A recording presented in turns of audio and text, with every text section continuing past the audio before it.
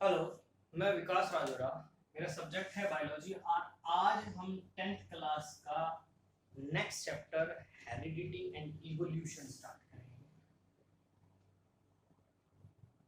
Heredity and evolution start करेंगे। दो अलग अलग टर्म है, दोनों को अलग अलग तरीके से ही पढ़ेंगे। पहले हेरिडिटी डिस्कस करेंगे और फिर उसके बाद इवोल्यूशन डिस्कस करेंगे। तो सबसे पहले डिस्कस करते हैं हेरिडिटी। What is heredity?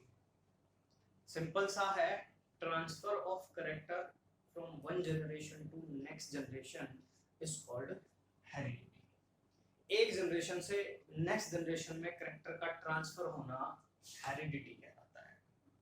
अब ये करेक्टर ट्रांसफर कैसे होते हैं? तो हमने जो लास्ट चैप्टर पढ़ा है, उस लास्ट चैप्टर में हमारा क्या था? रिप्रोडक्शन। और उस रिप्रोडक्शन में हमने क्या पढ़ा है कि रिप्रोडक्शन में क्या होता है कि डीएनए कॉपी करता है और मेल और फीमेल का जो डीएनए है वो गैमीट्स के थ्रू ऑफस्प्रिंग में पहुंच जाता है। और वो जो डीएनए होता है उसके पास क्या होता था? उसके पास बेसिक बॉडी डिजाइन की इंफॉर्मेशन होती थी। वो हाफ फीमेल यानी कि मदर से और हाफ मेल से किस में पहुंच गया? ऑफस्प्रिंग में। और यही रीजन होता है कि जब रिप्रोडक्शन से एक ऑफस्प्रिंग बनता है तो वो सिमिलर होता है लेकिन आइडेंटिकल नहीं होता, क्योंकि उन दोनों का जो डीएनए है, ये मैंने बात की सेक्सुअल रिप्रोडक्शन की। हमने सेक्सुअल और एसेक्सुअल दोनों टाइप का रिप्रोडक्शन पढ़ा। मैं फिलहाल बात कर रहा हूँ सेक्सुअल रिप्रोडक्शन की। मेल से गैमीट आए, फीमेल से गैमीट आया, दोनों फ्यूज हुए। उन गैमीट्स में क्या था? उन गैमीट्स में डीएनए था। और डीएनए के पास क्या बताया था हमने? ब्लूप्रिंट होता है किस चीज का? बॉडी डिजाइन का। दैट मीन कि ये जो ऑफस्प्रिंग यहाँ पर प्रोड्यूस होगा उसमें आधे कैरेक्टर फीमेल से आए हैं और आधे मेल से आए हैं, यानी कि आधे पेरेंट मदर से आए हैं और आधे फादर से आए हैं। इसीलिए वो पेरेंट अपने इसीलिए वो जो बच्चा है वो अपने पेरेंट जैसा नजर आता है। अब यहाँ पर एसेक्सुअल रिप्रोडक्शन की अगर बात करें तो हमने देखा कि एसेक्सुअल रिप्रोडक्शन में एक सिंगल पेरेंट होता है, लेकिन उसमें भी जो बेसिक होता है वो यही होता है कि डीएनए जो होता है वो हाफ हो जाता है और हाफ डीएनए होकर ऑफस्प्रिंग में चला जाता है वो डीएनए।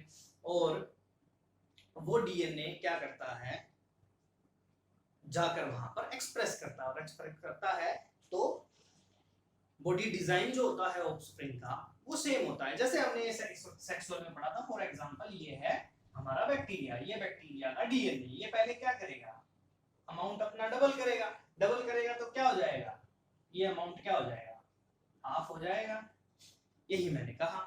लेकिन अब ये और ये दोनों आपस में एक दूसरे से अलग होंगे और ये दोनों अपने पेरेंट्स से अलग होंगे। रीजन क्या बताया था हमने? रिप्रोडक्शन में ही बताया था रीजन, और अभी भी बता देता हूं। क्योंकि जब डीएनए से डीएनए बनता है तो ये प्रोसेस एक्यूरेट नहीं होता, यानी कि स्मॉल इनएक्यूरेसी आती है, और वो स्मॉल इनएक्यूरेसी कॉज करती है वेरिएशन। यानी कि वो किन का कारण होता है? वेरिएशन का।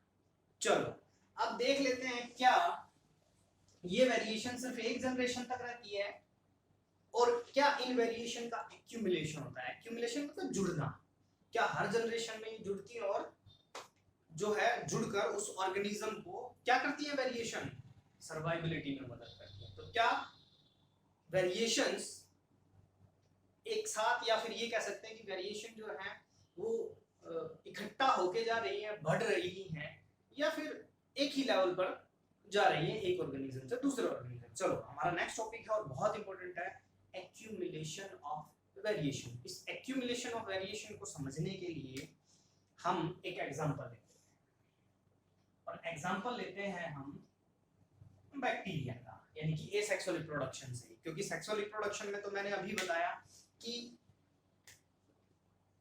फॉर एग्जांपल ये है मदर का गैमीट और ये है फादर का लिनेज। ऑब्वियस सी बात है, इनमें जो डीएनए है उसमें ऑलरेडी क्या है, वेरिएशंस हैं। स्मॉल वेरिएशन इसमें है, स्मॉल वेरिएशन इसमें है। क्यों है स्मॉल स्मॉल वेरिएशन? क्योंकि डीएनए जब डीएनए से कॉपी करता है तो ऑब्वियस सी बात है वो एक्यूरेट प्रोसेस नहीं है, तो एक्यूरेसी नहीं आ पाई, तो इसलिए क्या आ गई, वेरिएशन आ गई। तो स्मॉल वेरिएशन मदर से, स्मॉल वेरिएशन फादर से ऑफस्प्रिंग में आकर इकट्ठा हो जाती है। ये ऑफस्प्रिंग सिमिलर तो होता है बॉडी डिजाइन में, लेकिन आइडेंटिकल नहीं होता due to these variation, and these variation help in the survivability. ये तो बात हो गई हमारी सेक्स और रिप्रोडक्शन की, यानी कि लार्ज वेरिएशन, मैक्सिमम वेरिएशंस आते हैं। लेकिन अगर हम बैक्टीरिया जो कि एसेक्सुअली रिप्रोड्यूस करता है, अगर हम उसका एग्जांपल देखें तो उसमें देखो हमें क्या देखेंगे, हम इसको ऐसा समझते हैं, जैसे फॉर एग्जांपल ये था हमारा एक बैक्टीरिया, ये हमारा एक बैक्टीरिया,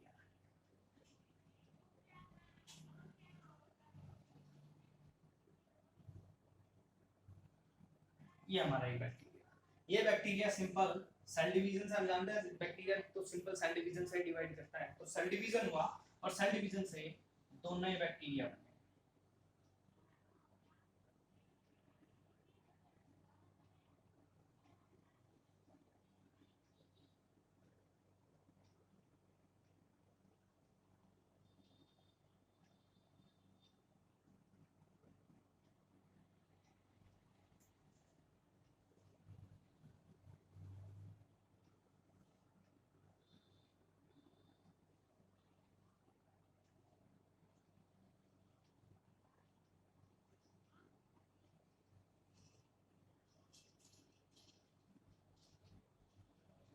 ये देखिए,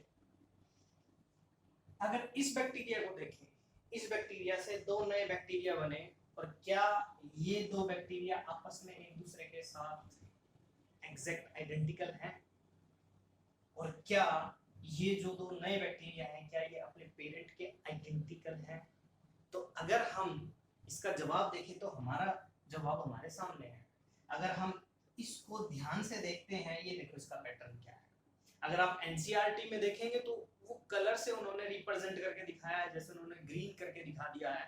तो मैंने यहाँ पर आपको जो मार्क्स दिखाए हैं वो यहाँ पर तिरछी लाइनें दिखा दी है और दूसरे में मैंने सीधी दिखा दिया। दैट मीन ये क्या है, ये है हमारी वेरिएशन। अब हम क्या पढ़ रहे हैं, एक्यूमुलेशन ऑफ वेरिएशन, मतलब वेरिएशंस का हर जनरेशन में ऐड होना, और जितनी ज्यादा वेरिएशंस ऐड होंगी सर्वाइवबिलिटी के चांसेस उतने ही बढ़ जाते हैं। यानी कि हमने कहा है कि वेरिएशन सर्वाइवबिलिटी में मदद करती है। चलो देखते हैं। अब ये बैक्टीरिया डिवाइड हुआ फिर से, अब ये बैक्टीरिया डिवाइड हुआ, अब डिवाइड हुआ तो देखो क्या हुआ,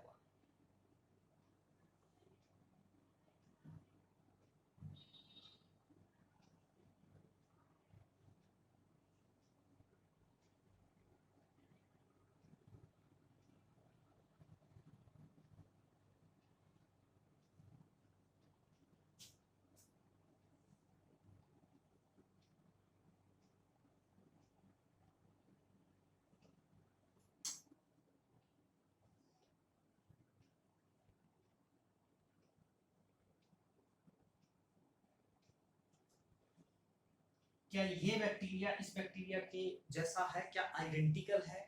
नहीं है। ये देखिए, क्या ये अपने पेरेंट्स से एक मिलते हैं? नहीं मिलते हैं। दैट मीन मिलने का मतलब आइडेंटिकल, सिमिलर तो ऑब्वियस सी बात है। क्या आइडेंटिकल है? क्या एग्जैक्ट? आइडेंटिकल का मतलब बिल्कुल क्या एग्जैक्ट है? नहीं है।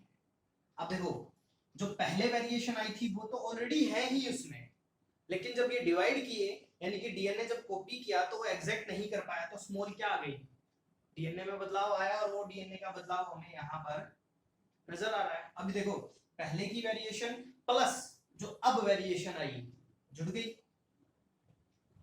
एक्यूमुलेशन हो गया, जुड़ गई, और ये अब इससे ज्यादा अच्छे से कंडीशन में, डिफरेंट कंडीशन में सर्वाइव कर पाएगा, और ये इससे ज्यादा अच्छे कंडीशन में सर्वाइव कर पाएगा, ये वाला इससे और ये दो इससे। क्यों? क्योंकि वेरिएशन इनमें ज्यादा है। दूसरी बात, अगर यहां आते हैं, यहां पर इसमें भी देखो,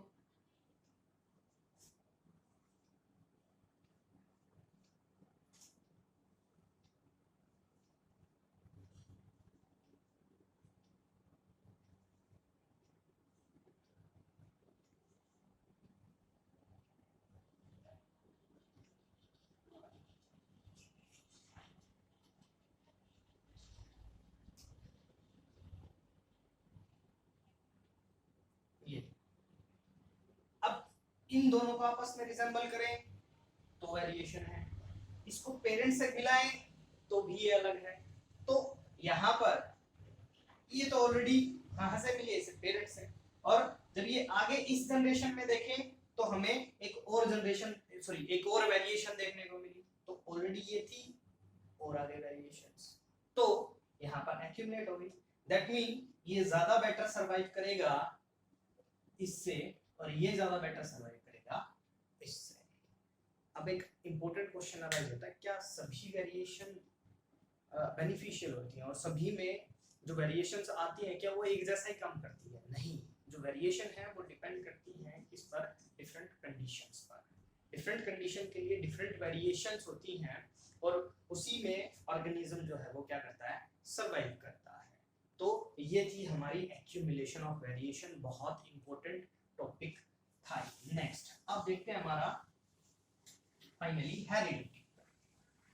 अब हेरिडिटी मैंने क्या बताया, हमने हेरिडिटी बताया transfer of character from one generation to next generation. अब देखो हमें ये भी पता लग गया कि ट्रांसफर कैसे होते हैं, कैरेक्टर डीएनए की वजह से होते हैं, हमने रिप्रोडक्शन में पढ़ा है।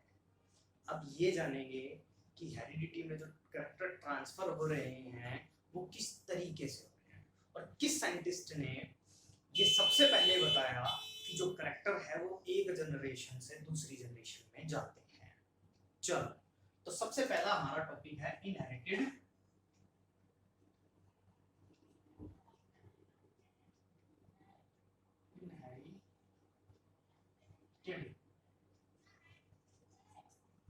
ट्रेट्स। हमारा नेक्स्ट है इनहेरिटेड ट्रेट्स।